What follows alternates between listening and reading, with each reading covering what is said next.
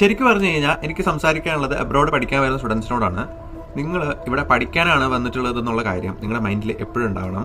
കാരണം നിങ്ങൾക്ക് ഈ യങ് ഏജിൽ പലതരം ഇഷ്യൂസ് ഉണ്ടാവാം. നിങ്ങൾക്ക് ഫാമിലി പ്രോബ്ലംസ് ഉണ്ടാവാം, നിങ്ങൾക്ക് ഫിനാൻഷ്യൽ ക്രൈസിസ് ഉണ്ടാവാം, നിങ്ങൾക്ക് റിലേഷൻഷിപ്പ് ഇഷ്യൂസ് ഉണ്ടാവാം, നിങ്ങൾക്ക് ഫ്രണ്ട്ഷിപ്പിൽ പ്രോബ്ലംസ് ഉണ്ടാവാം, നിങ്ങൾക്ക് loneliness, home sickness, weather, part time job, അത് ഇതെന്നൊക്കെ പറഞ്ഞിട്ട് പലതരം ഡിസ്ട്രാക്ഷൻസ് ഉണ്ടാവാം. പക്ഷേ ഈ ഡിസ്ട്രാക്ഷൻസിലൊന്നും നിങ്ങൾ ഡിസ്ട്രാക്റ്റഡ് ആയി പോകാൻ പാടില്ല എന്നുള്ളതാണ് എൻ്റെ സത്യം.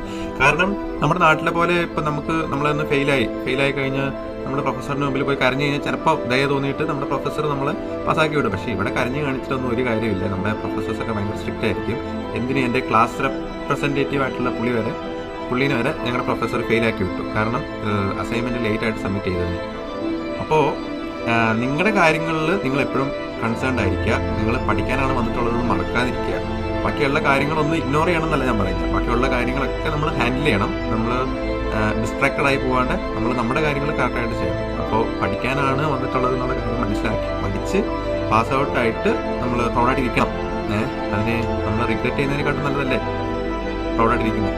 അപ്പോൾ keep this in mind and send this video to someone you love.